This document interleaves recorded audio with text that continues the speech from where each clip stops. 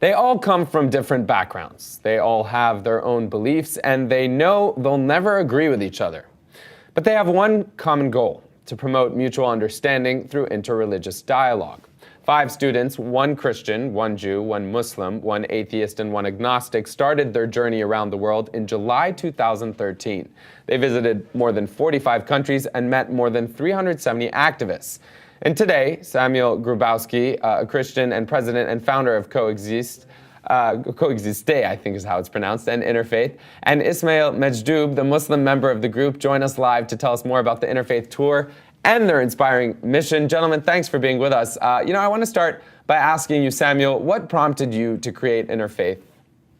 I created a Coexiste movement, so right in French it's Coexister, which is mean in English to coexist. That's exactly the same word.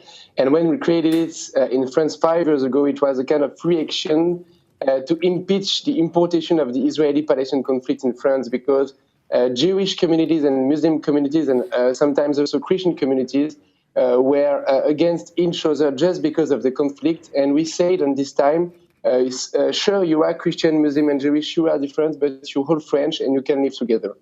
And I have to ask you, people look at these kinds of things and they think, well, what does this really accomplish? What does it mean to you, Ismail? Sorry, I can hear you. Yeah, what's the point of this for you? I mean, people are sometimes skeptical of these kinds of initiatives. For as inspiring as it is and for as successful as it seems, as yours has been, why do you think these things are important? What can they accomplish? Okay, the first thing that you have to know is in France, there is the Islamophobia is increasing every day. And so when I joined this team, the first goal is to prove that French people that you can be Muslim and interesting by interface and show another image of your religion. And the second reason was to build a better social cohesion in France with what we learned during this tour, because like you say, we met like 400 initiatives in 50 countries. We learned a lot about interface and how we can use interface through social action, like within our movement. And I think this is my point. Yeah, to your point, I mean, in Europe especially, we do see that there's a rise in kind of polarization, politically, also culturally, and when it comes to religion, of course.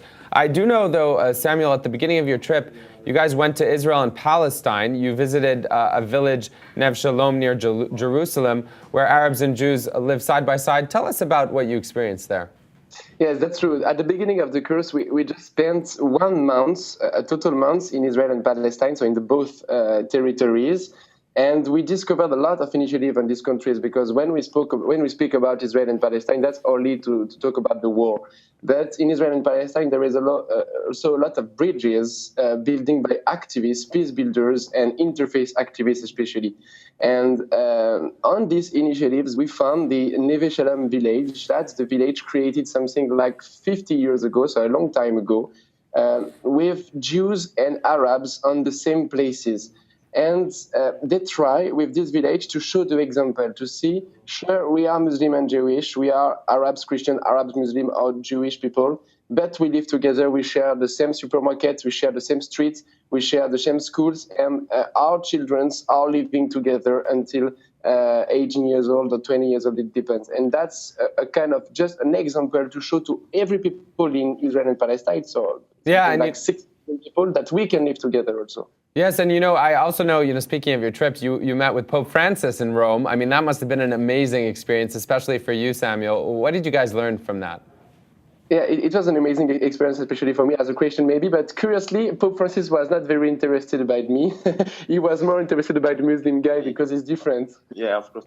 When we met the Pope, he spoke about the intergenerational dialogue, because we were with Bishop Etchegaray, who introduced the Pope. And it was amazing because at the beginning of this tour, no one knew us and no one knew about our project. And it takes time to meet us and to speak 8 minutes in front of St. Peter Place. And he told me especially to grab to salute all his Muslim friends around the world. Yeah. And it was really wonderful because I was no one. And big mission. It was a really big mission. What's incredible, even just looking at that map, you guys have been to so many places, all these places already. If we have the map, we'll throw it up. There you see so many places around the world. How did the project actually come together? I mean, who is paying for it? Who's financing it? And what does Interfaith do on a day-to-day basis, Samuel? That's a very American question. A very American question. Yeah, I know. Such a capitalist here. You socialists. It is very important. You're right. To fund the project, we called a lot of different foundations. And to be honest, on the project, there is a very big university aspect. And we would like to do research like a PhD to understand who, why, how, and when people are involved in interface around the world. So to do that, we have the help of different universities in Paris, in Ukraine, and in Vienna also. Yeah. And this university found us to create some materials for research, like interviews, like pictures, like movies, like analysis, like article. And with this exchange of research we did during the world tour since 10 months already, we earn money for the project. Total in dollars, it's $140,000. You know, it's really inspiring to hear you talk about it, not only because of what you're doing, but you seem very passionate about it, and you know, you seem to be very much in belief that you're going to be making a difference. I just have to ask you before I let you go. In that picture, there were no women. Are there no women allowed? What's happening? No, it's not because, okay, basically in the original team, there was a woman, but she dropped down the project a month before because of the pressure of his parents and the fear of the project, because we were in a very dangerous place like Nigeria or Lebanon. Yeah. But the fact is, during this tour, we called some women to join us for 1 week or two, to give us the chance to have not a feminist approach, but a women approach, yes. A women approach for this project. Yeah, and you know, it's true. It's important to know that I think it's not possible to do a world tour with a mixed team. It's not possible to make a team with boys and girls on the same, because the conditions and the context are so different. Depends on the country. Right. So I think 5 girls could do exactly the same with a special program for women and girls. But I think boys and girls on the same team, it's too difficult to agree. Yeah. Logistically, I understand. You know, especially in certain parts in the world, that's obviously a point there. Thank you so much, gentlemen, for being with us. If you want to follow these guys, here's their handle, just for those of you who want to check it out, at Interfaith Tour on Twitter. Thanks so much, guys. Thank you. Take care. Thank you very much. Thank you very much.